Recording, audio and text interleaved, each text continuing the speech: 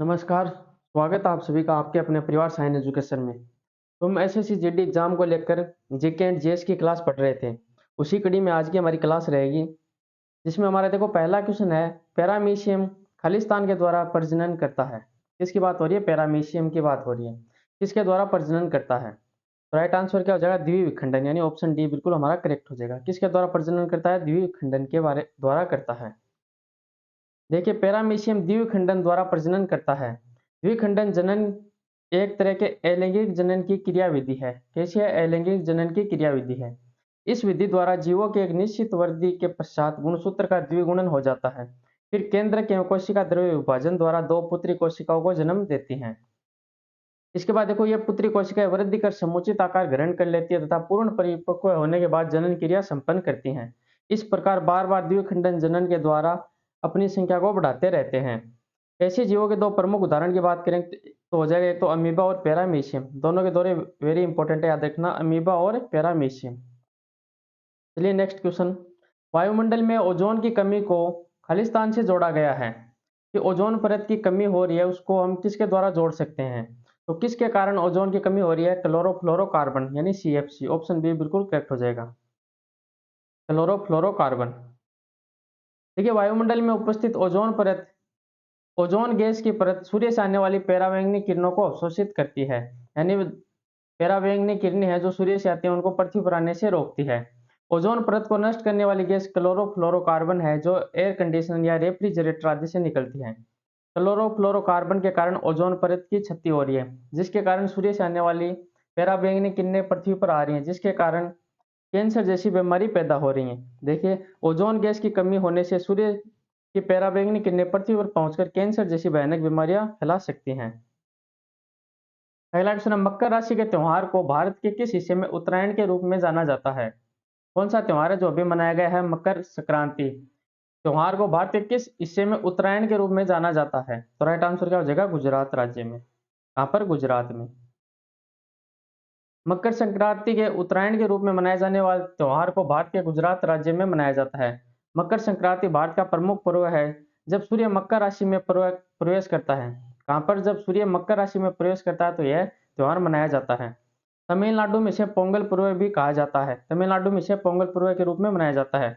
और वहां पर एक खेल खेला जाता है, जल्लीकूट। कौन सा? जल्लीकूट खेल, जो किससे संबंधित है? बैलों की लड़ाई से संबंधित है। बैलों से संबंधित है। इसके अलावा देखो, गुजरात का अन्य त्योहार की बात करें तो मोढेरा डांस फेस्टिवल गुजरात में मनाए जाने वाला उत्सव का प्रमुख हिस्सा है। गुजरात के राजसी सूर्य मंदिर के मैदान में आयोजित होने वाले मोढेरा नृत्य महोत्सव शास्त्रीय भारतीय नृत्य और संगीत का एक वार्षिक उत्सव है। अगला क्वेश्चन है, हरि प्रसाद चौरसिया खालिस्तान बजाने के लिए जाने जाते हैं। तो इनका संबंध किस वाद्य यंत्र से है? तो बांसुरी से है। किससे है? बांसुरी से है। बांसुरी। तो ऑप्शन सी करेक्ट हो जाएगा यहाँ पर। हरिप्रसाद चौरसिया बांसुरी प्रसिद्ध बांसुरी वादक हैं। इन्हें भारत सरकार द्वारा 1992 में पद्म भूषण तथा 2000 में पद्म विभूषण से सम्मानित किया गया था। यदि इनके जन्म की बात करें तो 1 जुलाई 1938 को इलाहाबाद यानी उत्तर प्रदेश में हुआ था। इनके अन्य पुरस्कारों की बात करें तो संगीत नाटक अकादमी 1984 में मिला।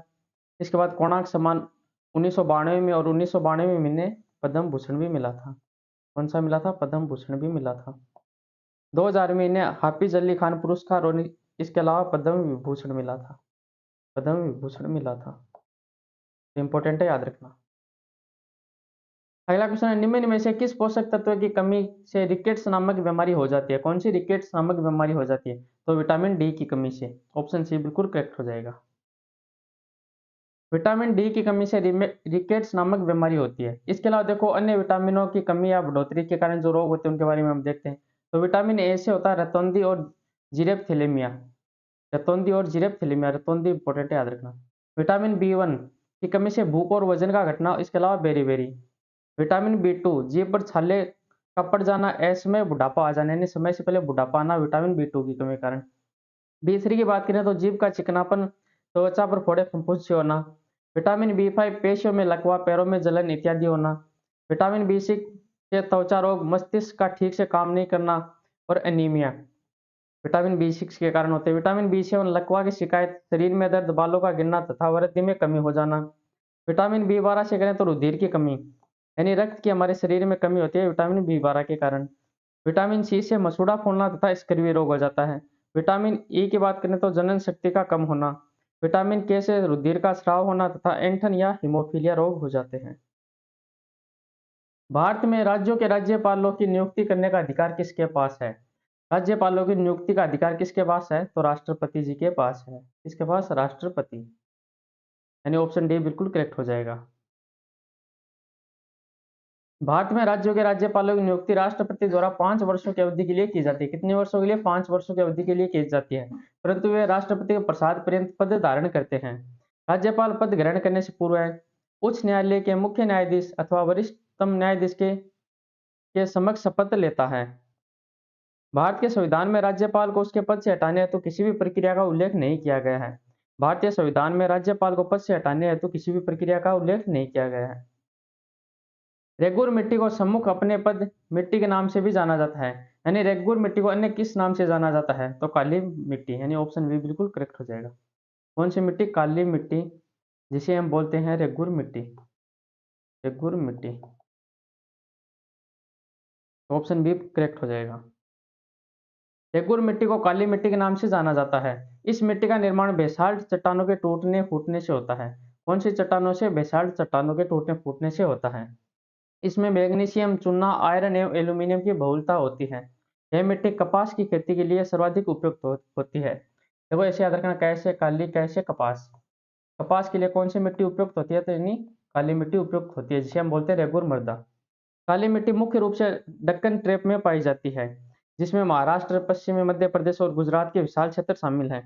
इसके अलावा अन्य क्षेत्रों की बात करें तो तमिलनाडु, आंध्र प्रदेश, कर्नाटक के कुछ हिस्सों में भी ये मिट्टी पाई जाती है। अगला क्वेश्चन है, किस पूर्व प्रधानमंत्री ने चेंजिंग इंडिया पुस्तक लिखी थी? कौन सी पुस्तक है चेंजिंग इंडिया पुस्तक? तो मनमोहन सिंह द्वारा लिखी गई है। ऑप्शन डी करेक्ट हो जाएगा। चेंजिंग इंडिया पुस्तक के लेखक कौन है? मनमोहन सिंह है। इस पुस्तक के माध्यम से मनमोहन सिंह ने भारत के आर्थिक, सामाजिक एवं राजनीतिक मुद्दों पर विस्तार से लिखा है। इस पुस्तक के पहले भाग शीर्षक भारत के निर्यात रुझान और आत्मनिर्भर विकास के लिए संभावनाएं हैं। 1972 में मनमोहन सिंह वित्त मंत्रालय में मुख्य आर्थिक सलाहकार थे। कब की बात हो रही है? 1972 में मनमोहन सिंह वित्त मंत्रालय में मुख्य आर्थिक सलाहकार थे और 1976 में वह वित्त मंत्रालय में सचिव रहे थे। इसके अलावा बात करें 1980-82 में मनमोहन सिंह योजना आयोग में थे और वर्ष 1982 में उन्हें पूर्व वित्त मंत्री प्रणब मुखर्जी के अधीन भारतीय रिजर्व बैंक का गवर्नर नियुक्त किया गया था। तो भारतीय रिजर्व बैंक के गवर्नर भी रह चुके हैं। 1991 में वे संघ लोक सेवा आयोग के अध्यक्ष बने और विश्वविद्यालय अनुदान आयोग के अध्यक्ष भी बने थे और 2004 से लेकर 2014 तक भारत के प्रधानमंत्री भी रहे थे। अगला क्वेश्चन है, भारत के सर्वोच्च न्यायालय की शक्ति के संदर्भ में न्यायिक समीक्षा का क्या अर्थ है? इसके बारे में पूछा है, न्यायिक समीक्षा का पूछा है, तो इसका आंसर क्या हो जाएगा? जब भी कोई संसद कोई अधिनियम पारित करती है तो उसकी संवैधानिकता की जांच की जाती है, उसे हम बोलते हैं न्यायिक समीक्षा। यानी ऑप्शन डी हमारा करेक्ट हो जाएगा। यह संसद द्वारा पारित किसी भी कानून की संवैधानिकता की जांच करता है। भारत के सर्वोच्च न्यायालय की शक्ति के संदर्भ में न्यायिक समीक्षा का अर्थ है यह संसद द्वारा पारित किसी भी कानून की संवैधानिकता की जांच करता है। सर्वोच्च न्यायालय की स्थापना, गठन, अधिकारिता, शक्तियों के विनियमन से संबंधित विधि निर्माणी शक्ति भारतीय संसद को प्राप्त है। सर्वोच्च न्यायालय के गठन संबंधी प्रावधान अनुच्छेद 124 में दिए गए हैं। कौन से में? अनुच्छेद 124 में। अगला क्वेश्चन है, तमिलनाडु का जल्लीकट्टू किस खेल से संबंधित है? तो अभी हमने पढ़ा था जल्लीकट्टू किस खेल से संबंधित है, तो बैलों की लड़ाई। यानी ऑप्शन डी बिल्कुल करेक्ट हो जाएगा। ये पोंगल त्योहार पर किया जाता है। पोंगल त्योहार पर किया जाता है। तमिलनाडु का जल्लीकट्टू खेल बैलों की लड़ाई से संबंधित है। यह तमिलनाडु का परंपरागत खेल है जो पोंगल त्योहार पर आयोजित कराया जाता है। सिंधु घाटी सभ्यता की डांसिंग गर्ल की मूर्ति किसकी थी? इसे क्वेश्चन, सिंधु घाटी सभ्यता की डांसिंग गर्ल की मूर्ति किससे बनी थी? पीतल, कांस्य, तांबा या लोहा? तो राइट आंसर क्या हो जाएगा? कांस्य की थी। यानी ऑप्शन बी बिल्कुल करेक्ट हो जाएगा। सिंधु घाटी सभ्यता की डांसिंग गर्ल की मूर्ति कांस्य में डाली गई थी। सिंधु घाटी सभ्यता प्राचीन भारत की एक सभ्यता थी। यह सभ्यता विश्व की प्राचीन सभ्यताओं में से एक है। सिंधु घाटी सभ्यता दक्षिण एशिया में सिंधु नदी और प्राचीन सरस्वती नदी के क्षेत्र में विस्तृत थी। कौन कौन सी नदी? सिंधु नदी और प्राचीन सरस्वती नदी के क्षेत्र में विस्तृत थी। इस सभ्यता को सिंधु सरस्वती सभ्यता और हड़प्पा सभ्यता के नाम से भी जाना जाता है। इस सभ्यता का प्रारंभिक विकास सिंधु और घग्गर, जिसे हम हकड़ा भी बोलते हैं, प्राचीन सरस्वती नदी के किनारे हुआ था। यानी प्राचीन जो सरस्वती नदी है वो वर्तमान की कौन सी नदी है? घग्गर नदी है। कौन सी नदी है? घग्गर नदी है। हड़प्पा, मोहनजोदड़ो, कालीबंगा, लोथल, धोलावीरा और राखीगढ़ी इसके प्रमुख केंद्र थे। अगला क्वेश्चन है, सुधीर दर रिक्तस्थान के लिए प्रसिद्ध थे। सुधीर दर का संबंध किससे था? तो कार्टून ड्राइंग से था। ऑप्शन डी बिल्कुल करेक्ट हो जाएगा। सुधीर दर कार्टून ड्राइंग के लिए प्रसिद्ध हैं। उन्होंने अपने करियर की शुरुआत द स्टेट्समैन से की थी। किससे? द स्टेट्समैन से की थी। इसके बाद इन्होंने अनेक समाचार पत्रों, न्यूयॉर्क टाइम्स, वॉशिंगटन पोस्ट आदि के लिए काम भी किया था। अगला क्वेश्चन है, मुगल बादशाह अकबर का मकबरा कहाँ स्थित है? तो अकबर का मकबरा कहाँ स्थित है? सिकंदरा, आगरा में स्थित है। कहाँ पर है? सिकंदरा, आगरा में स्थित है। यानी ऑप्शन बी बिल्कुल करेक्ट हो जाएगा, सिकंदरा, आगरा। मुगल बादशाह अकबर का मकबरा सिकंदरा में स्थित है। इस मकबरे का निर्माण अकबर ने शुरू करवाया था, परंतु अकबर की मृत्यु के बाद जहांगीर ने इसे पूर्ण करवाया था। अकबर ने प्रारंभ करवाया, जहांगीर ने पूर्ण करवाया था। यह मकबरा हिंदू, ईसाई, इस्लामिक, बौद्ध तथा जैन कला का सर्वोत्तम मिश्रण है। इसके अलावा अन्य की बात करें तो बाबर का कहाँ पर है? काबुल में है। हुमायूं का दिल्ली में, जहांगीर का लाहौर में है और शाहजहां का कहाँ पर है? आगरा में है। नेक्स्ट क्वेश्चन है, उत्तर भारत में प्रचलित मंदिर वास्तुकला की किस शैली से संबंधित है? तो उत्तर भारत में कौन सी शैली थी? नागर शैली। ऑप्शन ए बिल्कुल करेक्ट हो जाएगा। दक्षिण की बात करें तो द्रविड़ शैली। दक्षिण में कौन सी थी? द्रविड़ शैली थी दक्षिण भारत में। उत्तर भारत में कौन सी थी? तो नागर शैली थी। उत्तर भारत में प्रचलित मंदिर वास्तुकला की नागर शैली है। वास्तुशास्त्र के अनुसार नागर शैली के मंदिरों की पहचान आधार से लेकर, कहां से? आधार से लेकर सर्वोच्च अंश तक इसका चतुष्कोण होना है। इस शैली का प्रसार हिमालय से लेकर विंध्य पर्वतमाला तक देखा जा सकता है। खजुराहो मंदिर भी इस शैली में निर्मित है। खजुराहो मंदिर किस शैली से निर्मित है? तो नागर शैली से। नागर शैली से। अगला क्वेश्चन है, निम्नलिखित में से कौन सा भारत का शास्त्रीय नृत्य नहीं है? यानी भारत का शास्त्रीय नृत्य नहीं है। कथकली है, कहाँ से संबंधित है? केरल से। इसके अलावा ओडिसी कहाँ से संबंधित है? ओडिशा से है। ओडिशा से है। जबकि भांगड़ा नहीं है। यानी ऑप्शन सी बिल्कुल करेक्ट हो जाएगा। भांगड़ा शास्त्रीय नृत्य नहीं है। भांगड़ा पंजाब का एक नृत्य है। कहाँ का है? पंजाब का है। मोहिनीअट्टम कहाँ का है? तो केरल का है। याद रखना है। यानी ऑप्शन सी बिल्कुल करेक्ट हो जाएगा। कथकली, ओडिसी, मोहिनीअट्टम, भरतनाट्यम, कथक, कुचिपुड़ी, मणिपुरी, सत्रिया आदि भारत के प्रमुख शास्त्रीय नृत्य हैं। भांगड़ा भारत का शास्त्रीय नृत्य नहीं है। भांगड़ा पंजाब की पुरुष प्रधान नृत्य शैली है। और सबसे नए शास्त्रीय नृत्य की बात करें तो कौन सा है? सत्रिया, जो कौन से संबंधित है? असम से। सबसे नया शास्त्रीय नृत्य। सबसे नया शास्त्रीय नृत्य जिसको मान्यता 2000 में मिली थी। कब मिली थी? 2000 को। भारत रत्न पुरस्कार प्राप्त करने वाले पहले खिलाड़ी कौन हैं? तो राइट आंसर क्या हो जाएगा? सचिन तेंदुलकर। यानी ऑप्शन बी बिल्कुल करेक्ट हो जाएगा। जो किससे संबंधित है? क्रिकेट से संबंधित है। किससे संबंधित है? क्रिकेट से संबंधित है। भारत रत्न पुरस्कार प्राप्त करने वाले पहले खिलाड़ी सचिन तेंदुलकर हैं। इन्हें वर्ष 2014 में इस पुरस्कार से सम्मानित किया गया था। तेंदुलकर क्रिकेट इतिहास में विश्व के सर्वश्रेष्ठ बल्लेबाजों में गिने जाते हैं। अगला क्वेश्चन है, निम्नलिखित में से किस नदी में भारत की प्रायद्वीपीय नदी प्रणाली में सबसे बड़ा जल संभर है? महानदी, गोदावरी, कृष्णा और कावेरी। तो राइट आंसर क्या हो जाएगा? गोदावरी। ऑप्शन बी बिल्कुल करेक्ट हो जाएगा। गोदावरी, जिसे दक्षिण गंगा या वृद्ध गंगा, दक्षिण भारत की एक प्रमुख नदी है। इसके उपनाम है दक्षिण की गंगा या वृद्ध गंगा। इसका उद्गम स्थल महाराष्ट्र में नासिक जिले में स्थित त्र्यंबक पहाड़ी से होता है। यह नदी महाराष्ट्र, उसके बाद तेलंगाना और आंध्र प्रदेश में बहते हुए बंगाल की खाड़ी में गिरती है। नेक्स्ट क्वेश्चन है, राज्यसभा के बारे में निम्नलिखित में से कौन सा कथन सही है? यह भारत के संविधान द्वारा निर्धारित एक सीधे निर्वाचित निकाय। नहीं, गलत हो जाएगा। यह राज्य विधानसभा के निर्वाचित सदस्य राज्यसभा के सदस्यों का चुनाव करते हैं। यानी ऑप्शन बी बिल्कुल करेक्ट हो जाएगा। कौन सा ऑप्शन हो जाएगा? ऑप्शन बी बिल्कुल करेक्ट हो जाएगा। इसे संसद के निचले सदन के रूप में भी जाना जाता है। निचला सदन होता है वो होता है लोकसभा। कौन सा होता है? लोकसभा। और राज्यसभा को हम क्या बोलते हैं? उच्च सदन बोलते हैं। क्या बोलते हैं? राज्यसभा को उच्च सदन बोलते हैं। उच्च सदन। इसके अलावा ऑप्शन डी देखो, राज्यसभा के सदस्य स्थायी रूप से चुने जाते हैं। स्थायी नहीं, अस्थायी रूप से चुने जाते हैं। अस्थायी रूप से चुने जाते हैं। तो सही कथन कौन सा हो जाएगा? ऑप्शन 2 हो जाएगा। राज्य विधानसभा के निर्वाचित सदस्य राज्यसभा के सदस्यों का चुनाव करते हैं। राज्यसभा उच्च सदन एक स्थायी सदन है जो कभी भंग नहीं होती। इसके सदस्यों का कार्यकाल 6 वर्ष का होता है। भारत का उपराष्ट्रपति राज्यसभा का पदेन सभापति होता है। राज्यसभा का पदेन सभापति कौन होता है? भारत का उपराष्ट्रपति होता है। दूध में निम्नलिखित में से कौन सा अम्ल पाया जाता है? तो बताओ, दूध में कौन सा अम्ल पाया जाता है? लैक्टिक अम्ल पाया जाता है, यानी ऑप्शन बी बिल्कुल करेक्ट हो जाएगा। कौन सा अम्ल पाया जाता है? लैक्टिक अम्ल। दूध में लैक्टिक अम्ल पाया जाता है। इसके अलावा देखो, प्राकृतिक स्रोत और उनसे उनसे संबंधित अम्लों की हम बात करें तो देखो, सिरका में कौन सा होता है? एसिटिक अम्ल होता है। सिरका में कौन सा होता है? एसिटिक अम्ल होता है। संतरा की बात करें तो सिट्रिक अम्ल होता है। इमली में टार्ट्रिक अम्ल होता है। टमाटर में ऑक्जेलिक अम्ल होता है। नींबू की बात करें तो सिट्रिक अम्ल होता है। चिंटे का डंक मेथेनोइक अम्ल, बिच्छू का डंक मेथेनोइक अम्ल और अंगूर में टार्ट्रिक अम्ल होता है। यानी इमली और अंगूर दोनों में कौन सा अम्ल होता है? टार्ट्रिक अम्ल होता है। इसके अलावा देखो, सिट्रिक अम्ल संतरा और नींबू में सिट्रिक अम्ल होता है। चिंटी का डंक और बिन शुगर डंक में हम बात करें तो मेथेनोइक अम्ल होता है। तो ये इंपॉर्टेंट है, इनको याद रखना। और दूध में कौन सा होता है? लैक्टिक अम्ल होता है।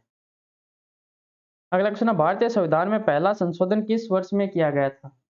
भारतीय संविधान में पहला संशोधन किस वर्ष में किया गया था? तो 1951 में, यानी ऑप्शन बी बिल्कुल करेक्ट हो जाएगा। भारतीय संविधान का पहला संशोधन 1951 में किया गया था। इसके द्वारा स्वतंत्रता, समानता एवं संपत्ति से संबंधित मौलिक अधिकारों को लागू किए जाने संबंधी व्यवहारिक कठिनाइयों को दूर करने का प्रयास किया गया तथा संविधान में 9वीं अनुसूची को जोड़ा गया था। यानी जो प्रथम संवैधानिक संशोधन था उसमें 9वीं अनुसूची को जोड़ा गया था। कौन सी अनुसूची को? 9वीं अनुसूची को जोड़ा गया था। मूल संविधान में 8 अनुसूची थी, लेकिन वर्तमान में कितनी है? 12 हैं। दुनिया के मजदूर एकजुट हो का नारा किससे संबंधित था? तो किससे था? रूसी क्रांति से संबंधित था। ऑप्शन डी बिल्कुल करेक्ट हो जाएगा। दुनिया के मजदूर एकजुट हो का नारा रूसी क्रांति से संबंधित था। यह नारा कार्ल मार्क्स जर्मनी ने दिया था। यह कार्ल मार्क्स कहाँ का था? जर्मनी का था। तो किसने दिया था? कार्ल मार्क्स ने दिया था। किस क्रांति से जुड़ा था? तो रूसी क्रांति से जुड़ा था।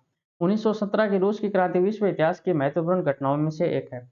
इसके परिणाम स्वरूप रूस से जार के स्वेच्छाचारी शासन का अंत हुआ था। अगला क्वेश्चन है, आर के लक्ष्मण किस कला के लिए जाने जाते हैं? तो बताओ, आर के लक्ष्मण किस कला के लिए जाने जाते हैं? तो राइट आंसर क्या हो जाएगा? कार्टून के लिए। ऑप्शन डी बिल्कुल करेक्ट हो जाएगा। आर के लक्ष्मण भारत के प्रमुख लेखक, व्यंग्य चित्रकार और कार्टूनकार थे। इन्हें द कॉमन मैन नामक कौन से द कॉमन मैन नामक इनकी रचना और द टाइम्स ऑफ इंडिया के लिए इनके प्रतिदिन लिखी जाने वाली कार्टून श्रृंखला न्यू शेड इट के लिए जाना जाता है। तो इंपॉर्टेंट है, याद रखना। अगला क्वेश्चन है, भारतीय राष्ट्रीय आंदोलन के संदर्भ में सरहद्दी गांधी के नाम से किसे जाना जाता है? सरहद्दी गांधी के नाम से किसे जाना जाता है? तो खान अब्दुल गफ्फार खान, यानी ऑप्शन सी बिल्कुल करेक्ट हो जाएगा। भारतीय राष्ट्रीय आंदोलन के संदर्भ में खान अब्दुल गफ्फार खान को सरहद्दी गांधी के नाम से जाना जाता है। इन्होंने भारत के स्वतंत्रता संग्राम में भाग लिया तथा अपने कार्य निष्ठा के कारण सरहद्दी गांधी यानी सीमांत गांधी कहलाए। अगला क्वेश्चन है, किसी राजकोषीय वर्ष में सरकार की सभी प्राप्तियों और व्यय का वार्षिक लेखा जोखा क्या कहलाता है? कि सरकार की सभी प्राप्तियां और व्यय जो हुआ है उसका वार्षिक लेखा जोखा क्या कहलाता है? तो क्या कहलाता है? बजट। ऑप्शन ए बिल्कुल करेक्ट हो जाएगा। किसी राजकोषीय वर्ष में सरकार की सभी प्राप्तियों और व्यय का वार्षिक लेखा जोखा बजट कहलाता है। राष्ट्रपति द्वारा निर्देशित तिथि पर लोकसभा में बजट पेश किया जाता है। परंपरागत रूप से फरवरी के अंतिम दिवस में बजट को पेश किया जाता है। नालंदा किस धर्म का प्राचीन शिक्षण संस्थान था? इंपॉर्टेंट क्वेश्चन है, याद रखना। नालंदा किस धर्म से संबंधित है? तो राइट आंसर क्या हो जाएगा? बौद्ध धर्म, यानी ऑप्शन ए बिल्कुल करेक्ट हो जाएगा। नालंदा प्राचीन भारत में उच्च शिक्षा का सर्वाधिक महत्वपूर्ण केंद्र था। इसमें बौद्ध धर्म की शिक्षा दी जाती थी। चीनी यात्री ह्वेनसांग तथा इत्सियांग के यात्रा विवरणों से इस विश्वविद्यालय के बारे में विस्तृत जानकारी मिलती है। इंपॉर्टेंट है, याद रखना। खालिस्तान पूर्वी परत श्रृंखला के रूप में भी जानी जाती है। कौन सी पूर्वी परत श्रृंखला के रूप में भी जानी जाती है? तो पटकाई की पहाड़ियां। ऑप्शन सी बिल्कुल करेक्ट हो जाएगा। पटकाई पहाड़ियां भारत के नागालैंड, मणिपुर, मेघालय और मिजोरम राज्य में स्थित हैं। कौन कौन से राज्य में? नागालैंड, मणिपुर, मेघालय, मिजोरम राज्य में विस्तृत है। पंगशो दर्रा पटकाई पहाड़ियों का सबसे महत्वपूर्ण दर्रा है। कौन सा दर्रा? पंगशो दर्रा पटकाई पहाड़ियों का सबसे महत्वपूर्ण दर्रा है। पटकाई पहाड़ियों की 3 मुख्य श्रृंखलाएं हैं, जिसमें देखो पटकाई बुम, गारो खासी, जयंतिया तथा लुसाई। ये तीनों की तीनों इंपॉर्टेंट है, याद रखना। अगला क्वेश्चन है, निम्नलिखित में से कौन सी जोड़ी किस राज्य और इससे संबंधित कला शैली को दर्शाती है? मतलब सही के बारे में पूछा है। तो देखो, तमिलनाडु, ओडिसी। ओडिसी कहाँ का है? ओडिशा का है। कहाँ का है? ओडिशा का है। तो पहला तो गलत हो जाएगा। और तमिलनाडु का कौन सा है? तो भरतनाट्यम हो जाएगा, भरतनाट्यम। पंजाब का मोहिनीअट्टम। मोहिनीअट्टम तो केरल से संबंधित है। कहाँ से? केरल से। इसके अलावा उत्तर प्रदेश का कथक, यानी बिल्कुल सही है, ऑप्शन सी बिल्कुल करेक्ट हो जाएगा। असम का कौन सा है? सत्रिया। जो नया शास्त्रीय नृत्य है, सत्रिया। और कथकली की बात करें तो केरल से संबंधित है, यानी कथक हो जाएगा उत्तर प्रदेश का, यह बिल्कुल करेक्ट होगा, ऑप्शन सी। कथक उत्तर प्रदेश का एक शास्त्रीय नृत्य है। कथक शब्द का अर्थ है कथा को थिरकते हुए कहना। नेक्स्ट क्वेश्चन है, किस दिन को विश्व पर्यावरण दिवस के रूप में मनाया जाता है? विश्व पर्यावरण दिवस के रूप में मनाया जाता है, तो राइट आंसर क्या हो जाएगा? 5 जून, यानी ऑप्शन बी बिल्कुल करेक्ट हो जाएगा। पर्यावरण की सुरक्षा और संरक्षण हेतु 5 जून को विश्व पर्यावरण दिवस के रूप में मनाया जाता है। इस दिवस को मनाने की घोषणा संयुक्त राष्ट्र ने पर्यावरण के प्रति वैश्विक स्तर पर राजनीतिक और सामाजिक जागृति लाने हेतु 1972 में की थी। कब की थी? 1972 में की थी। कब मनाया जाएगा? 5 जून को मनाया जाएगा, 5 जून को। 5 जून 1974 को पहला विश्व पर्यावरण दिवस मनाया गया था। घोषणा की थी 1972 में, मनाया गया था 1974 में। इनमें से किस सुप्रसिद्ध पार्श्व गायिका को भारत रत्न पुरस्कार दिया गया था? कौन से पुरस्कार की बात हो रही है? भारत रत्न पुरस्कार की बात हो रही है। तो लता मंगेशकर, यानी ऑप्शन सी बिल्कुल करेक्ट हो जाएगा। लता मंगेशकर भारत की लोकप्रिय गायिका है। इनका जन्म 28 सितंबर 1929 को इंदौर में हुआ था। इनकी पहचान भारतीय सिनेमा में एक पार्श्व गायिका के रूप में है। इन्हें वर्ष 2001 में भारत के सर्वोच्च नागरिक सम्मान भारत रत्न से सम्मानित किया गया था। नेक्स्ट क्वेश्चन है, जल मिश्रित एसिटिक अम्ल आमतौर पर किस नाम से जाना जाता है? बताइए किस नाम से जाना जाता है? तो राइट आंसर क्या हो जाएगा? फिटकड़ी, यानी ऑप्शन सी बिल्कुल करेक्ट हो जाएगा। मालगुडी डेज किसकी रचना है? शशि थरूर, अमीश त्रिपाठी, आर के नारायणन और विक्रम सेठ। तो बताइए मालगुडी डेज किसकी रचना है? तो आर के नारायणन, यानी ऑप्शन सी बिल्कुल करेक्ट हो जाएगा। मालगुडी डेज आर के नारायण की रचना है। यह पुस्तक 1943 में प्रकाशित हुई थी। इसमें छोटी कहानियों का समावेश किया गया है। नेक्स्ट क्वेश्चन है, जब बल दो सतहों के बीच सापेक्ष गति का प्रतिरोध करता है तो इसे क्या कहा जाता है? क्या पूछा? जब बल दो सतहों के बीच सापेक्ष गति का प्रतिरोध करता है तो इसे क्या कहते हैं? घर्षण कहते हैं। क्या कहते हैं? घर्षण कहते हैं, यानी ऑप्शन सी बिल्कुल करेक्ट हो जाएगा। भारत के संविधान में कुल कितनी अनुसूचियां हैं? यदि वर्तमान की हम बात करें भारत के संविधान में, तो कितनी अनुसूचियां हैं? वर्तमान में है 12। यदि हम मूल संविधान की बात करें, प्रारंभ में संविधान को अपनाया गया था उस समय कितनी थी? तो थी 8। 9वीं अनुसूची कब जोड़ी गई थी? तो प्रथम संविधान संशोधन 1951 में जोड़ी गई थी। राइट आंसर क्या हो जाएगा? ऑप्शन बी, यानी 12। यमुना नदी निम्नलिखित में से किस राज्य से नहीं गुजरती है? उत्तर प्रदेश, हरियाणा, गुजरात और उत्तराखंड। तो गुजरात से यमुना नदी नहीं गुजरती, यानी ऑप्शन सी बिल्कुल करेक्ट हो जाएगा। यमुना नदी भारत के उत्तराखंड, हिमाचल प्रदेश, राजस्थान, हरियाणा, दिल्ली, मध्य प्रदेश एवं उत्तर प्रदेश राज्यों में बहती है। इस नदी का उद्गम स्थल बंदरपूछ पर्वत के पश्चिमी ढाल में स्थित यमुनोत्री हिमानी उत्तराखंड तथा यह उत्तर प्रदेश में गंगा नदी में मिल जाती है। यमुना नदी उत्तर प्रदेश में गंगा नदी में मिल जाती है। उद्गम स्थल की बात करें तो यमुनोत्री हिमनद उत्तराखंड में इसका उद्गम स्थल है। तो उम्मीद है आज की क्लास आपको पसंद आई होगी। तो क्लास को लाइक, शेयर एंड चैनल को सब्सक्राइब कर लेना। आज के लिए इतना ही, धन्यवाद।